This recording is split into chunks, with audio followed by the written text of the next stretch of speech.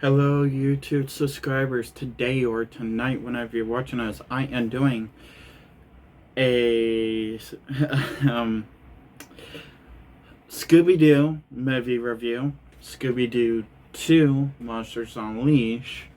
Um, I know. It's been what, a year? I want to say a year that a year ago I did the first movie review. And I promised I would do the second movie review, I think the next day. And I didn't. And it's taken me until now to do the review for number 2. Now,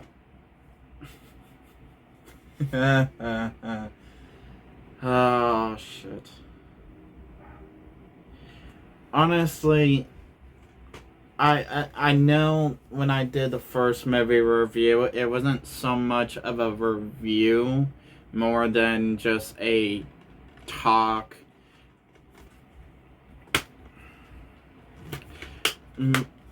The first movie review, I know it wasn't much of a review. It was more of a me rambling on and never shut up about random shit other than the movie. But Scooby-Doo 2 Monsters Unleashed, okay, now these days a lot of people are saying, and not just like random people, I'm talking about like fans of like Scooby-Doo generally, of the 2 movies. I'm now hearing from fans that they're coming back on their YouTube channel, on their TikTok channel, that they truly believe now that the second movie, Monsters Unleashed, is more of a prequel to the first movie. Do I believe that? No, I do not. I do not believe that it's a prequel to the first movie. I deeply, truly believe that it's a form of a sequel while being a soft remake of some short,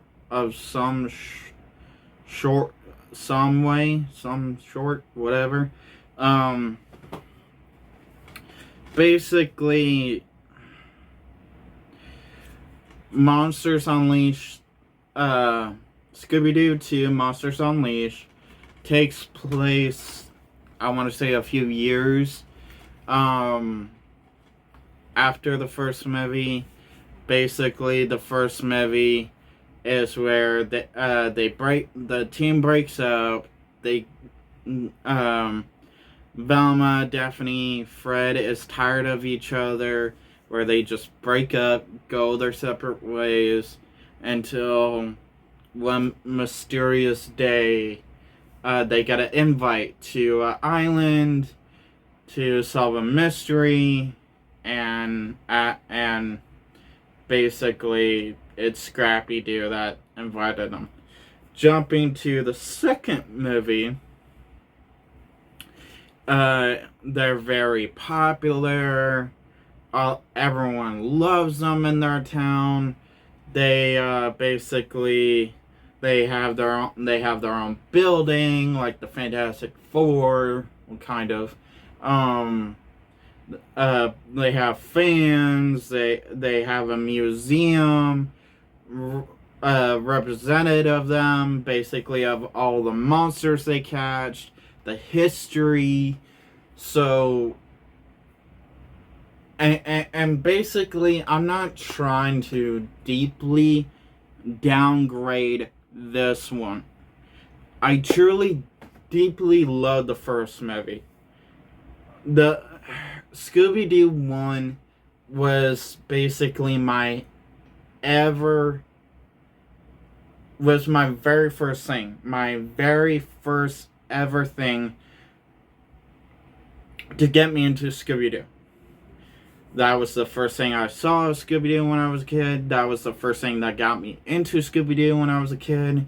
And then, so I really loved the first one. I still cherish it to this day.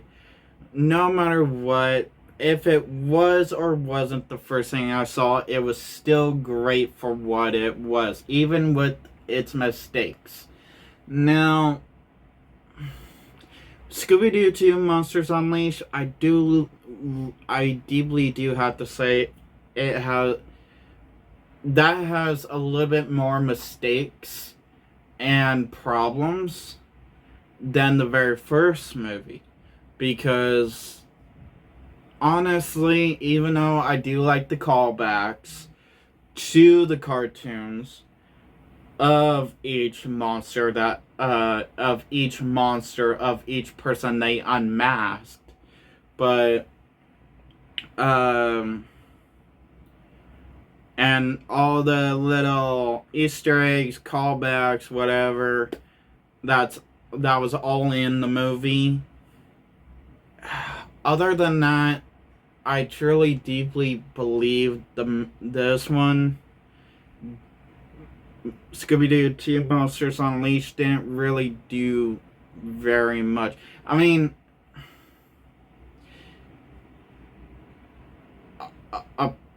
what I heard that the director or script writer or both was James Gunn.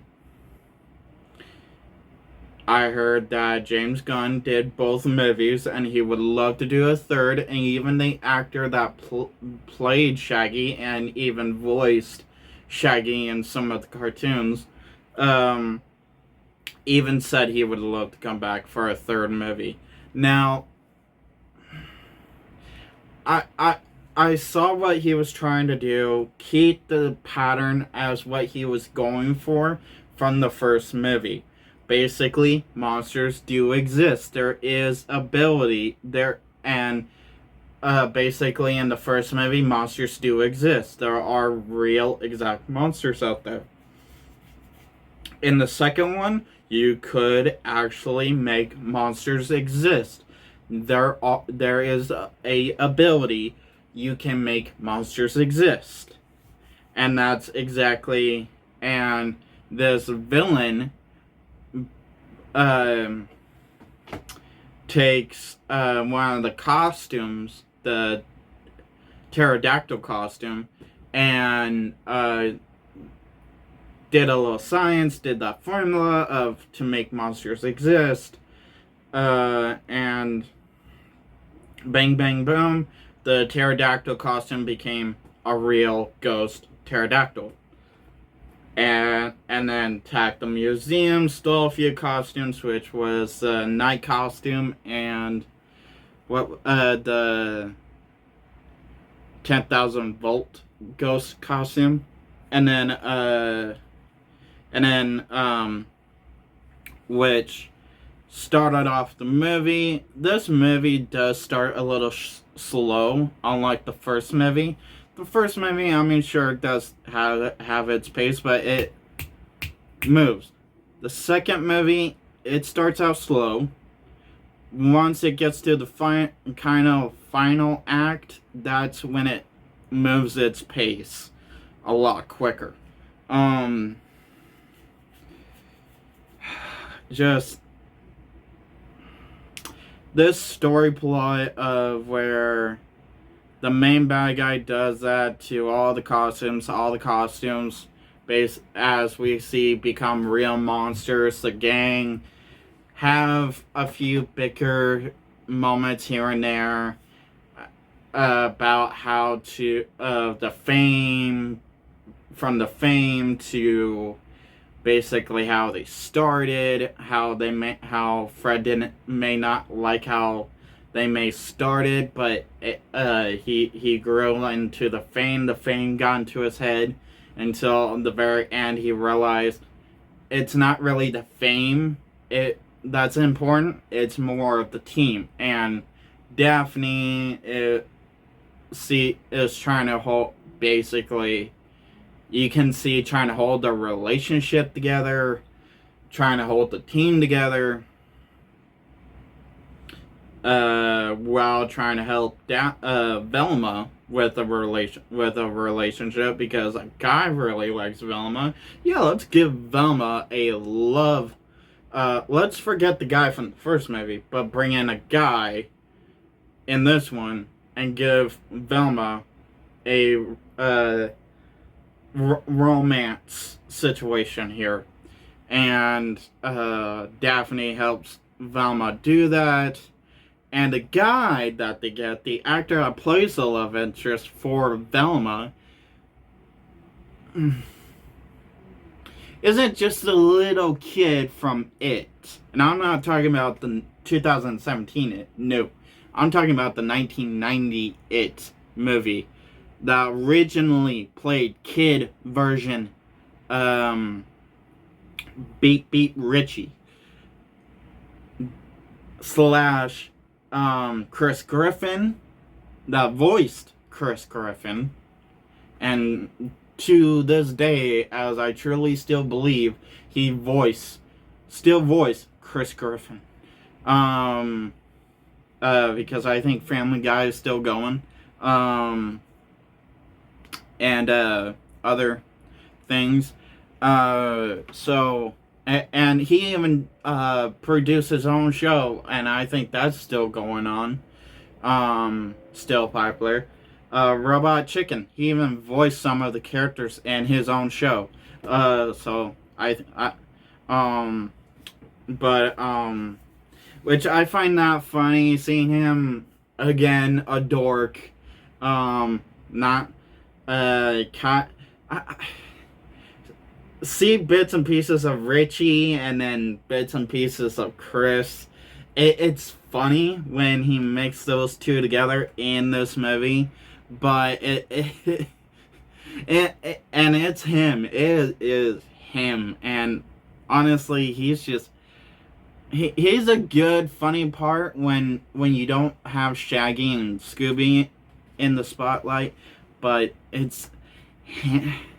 Why give Velma a love interest when you clearly, obviously, have not Scooby-Doo, Shaggy.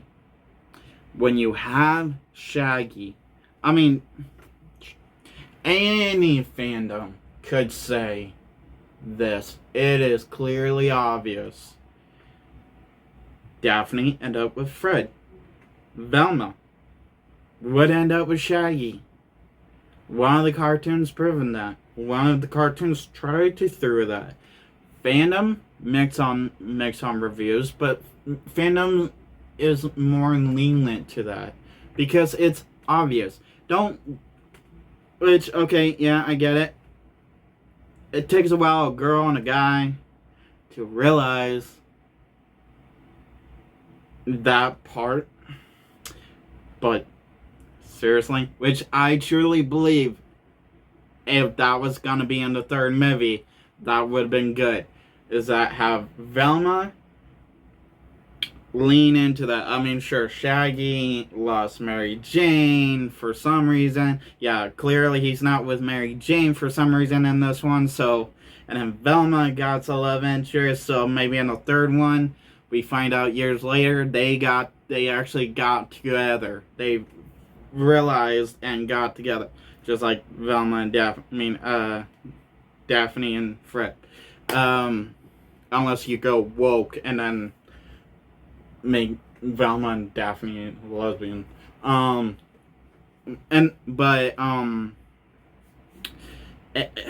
then having Shaggy, which, okay, this is more my positive liking side, is trying to have Shaggy try his best, him and Scooby, to try their best to be more brave, to act more like Fred, Daphne, and Velma, with not being scared so much, to have courage to stand up to the monster to actually fist fight the monster. So, and actually put their head in the mystery, and the solving the mystery. That I really like. They have good moments, like I liked the bar scene when they go to the bar and and Scooby just starts dancing with the other people that they unmask, and Shaggy is just walking around trying to figure out, doing his own thing. And then I liked when they did the potion scene. That was really funny. And you understand, and with this movie you understand more of that Shaggy and Scoob really feels lonely, like they really feel like they're not really part of the gang because how different they are. And they don't start feeling like that until they overheard Fred, Daphne, and Velma talking how Shaggy Scooby is a bit of a mess up, a bit of goofballs, and that they barely take anything seriously. So that's when they started. That's when it hits them and say, "Hey, let's start being serious." And then at the end of the movie, that's when Velma tells Shaggy, which I truly feel like that's part of the spark that clicked it with Velma and Shaggy. Is that Velma told Shaggy that she wished she could be more like him and Scooby, to be scared, goofy, hungry, and just be yourself, which anyone she is. I mean, sure, she told Shaggy, which I think she just told him to not just make him feel comfortable about himself, but to finally have that courage of making him think, of having him think that he is part of the team, just because the way he is.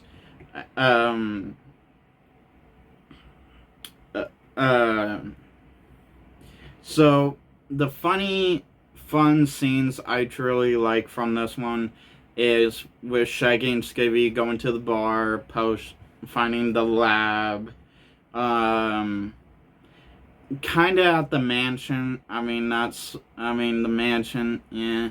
I feel like with that part, they kind of were trying to copy the part when they were goofing around in the big castle at the island.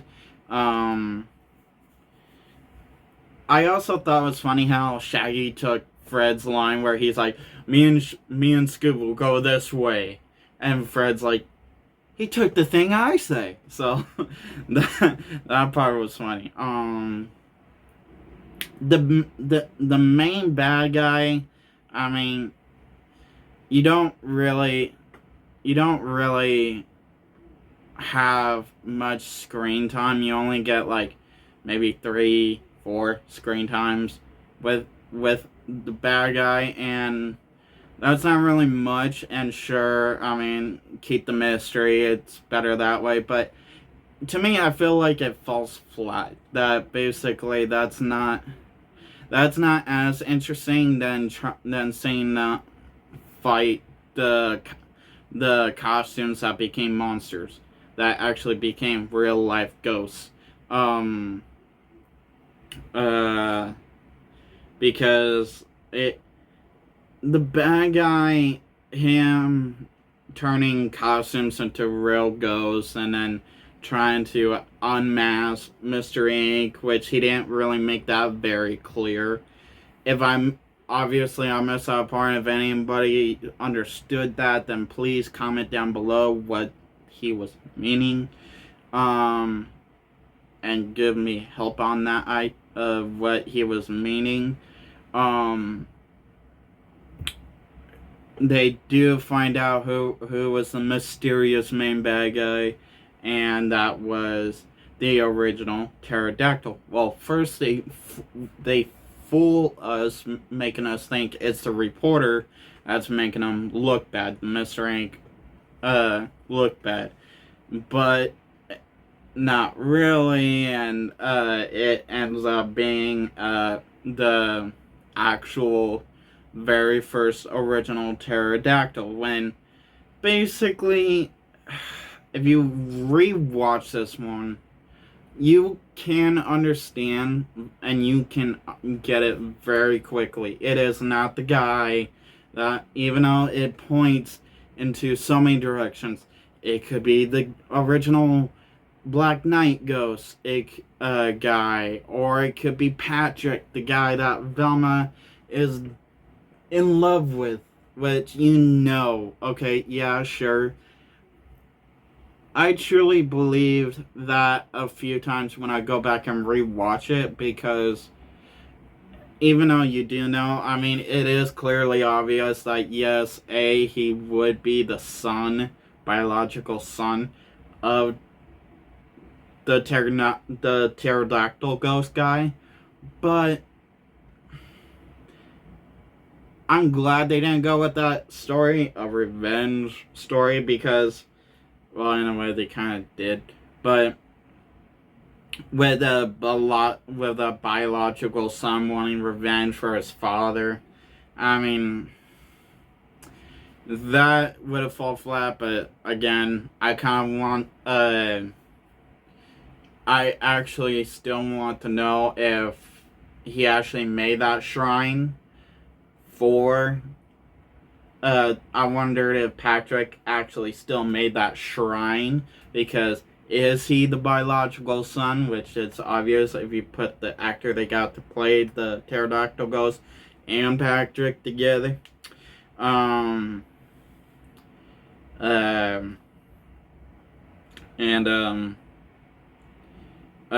shrine for Shaggy.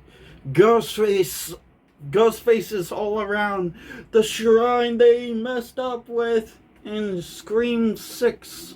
Anyway, I just want to throw that out as comedy, because Shrine and Scooby-Doo 2 Monsters Unleashed for not really Shaggy, but Shrine and Scream 6, and yet makes most fans happy that we're gonna see Stu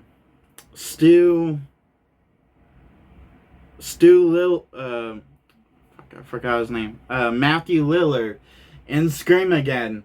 And a cult. But no. Anyway. But we actually find out the main bad guy is the original pterodactyl ghost, and then Mr. Ink captured them. Happy ending. And basically they have with the credits they show a few scenes that I'm at the Mr. Ink is made peace with all the people that dressed up as the monsters, dancing at the bar. The story plot for me, it just did not work completely. I mean, don't get me wrong. It's unlike the first movie, where it tries to be serious, but it still kept that goofy element of what the Scooby-Doo gang is. And while in the first movie you have that goofiness leveled out perfectly with that serious side, which, if you guys comment down below what serious feeling from the first movie, I will ignore those comments. Not trying to be mean, but I mean,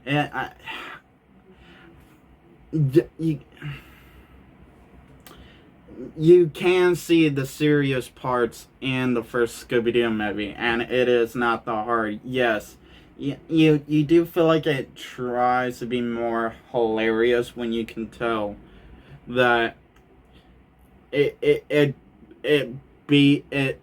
it's serious a little bit too much, but it does even out with the comedy.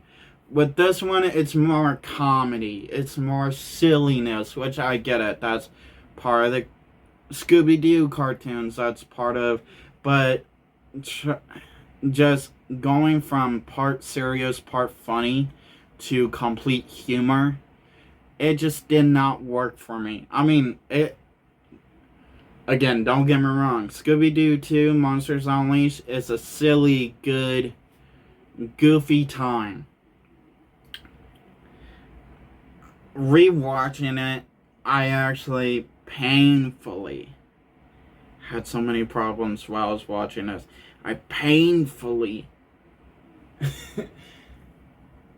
tried to enjoy this movie still. And even though I loved it when I was younger and have problems with it now, I mean, I just don't have as much problems as I do with the first movie than I do with this one. And I truly feel like if they changed a few things, not made it as fart goofy humor for the rest of the movie, then fine. And at least try to level out with that serious as they did with the first movie. Story plot wise, I get it. They wanted to keep the rhythm of monsters do exist. There are real monsters out there. I kind of got that. I kind of respect that to a certain point. But the way they went about doing it, I mean, I don't know. I really don't know how to feel about it because it it's to me it falls flat. It really does compared to the first movie, which okay, I get it. Not all sequels, not even all first movies are good, but compared to the first movie, I mean, it's just obviously the first movie is gonna be better sometimes, not all the time, but sometimes. It's just with this situation, the first movie is better, directly better. No arguments, no hesitation, no. If I was stuck on an island with the first and second movie, I would choose the first movie every time. Hell, that's actually what I do now. But I love Matthew Lillard in the Shaggy role, and that's my part of enjoyment from this movie, from the second movie, after the first movie, but including Fred. Fred is just with the fame and just being Fred. He's my favorite part, especially with Daphne. I mean, who doesn't love Daphne? I mean, she's hot. But including one of my other favorite scenes is the where the pterodactyl is chasing the mystery van and how they're trying to get back to the mine and stuff. That one is one of my favorite scenes. I think like my second or third favorite scene. So it's just I don't know what else to say really other than just that.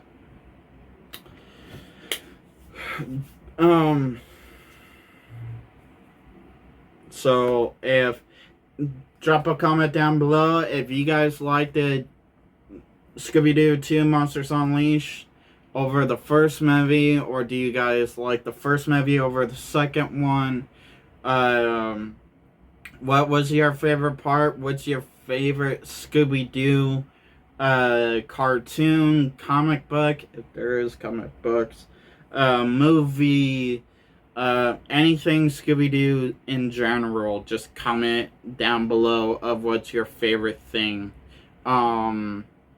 Who's your favorite voice actor that voiced certain members of the gang you liked?